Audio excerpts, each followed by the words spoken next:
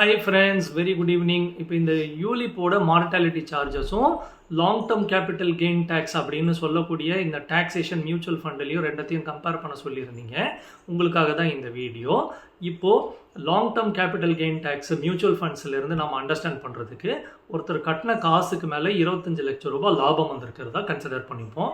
இந்த 25 lakh rupeesக்கு அவங்க 12.5% long term capital gain tax மட்டுமே கட்டுறதா நம்ம அசியூம் பண்ணிக்கலாம். அப்போது 3.12 lakh rupees அவர் பேக்கெட்லேருந்து அவங்க போயிடும். இது இவங்களுடைய இயர் எண்டில் கண்டிப்பாக டாக்ஸேஷனாக கட்டியே தீரணும். இப்போது இதே மார்டாலிட்டி சார்ஜஸ் எவ்வளோ டிடெக்ட் ஆகிருக்கும் அப்படின்னு பார்த்தீங்கன்னா 30,000 இல்லை 40,000 தான் டிடெக்ட் ஆகும். நிறைய பேர் என்ன அண்டர்ஸ்டாண்ட் பண்ணுறாங்கன்னா மார்டாலிட்டி சார்ஜஸ் மியூச்சுவல் ஃபண்டோட டாக்ஸேஷனோட அதிகமாக இருக்கும் அப்படின்னு அசியூம் பண்ணுறாங்க. இல்லைங்க, அதுக்கு பாசிபிலிட்டிஸ் இல்லை. நீங்கள் உங்களுடைய ஸ்பெசிஃபிக் இல்லுஸ்ட்ரேஷனை உங்கள் அட்வைசர்கிட்டேருந்து வாங்கி செக் பண்ணிக்கோங்க.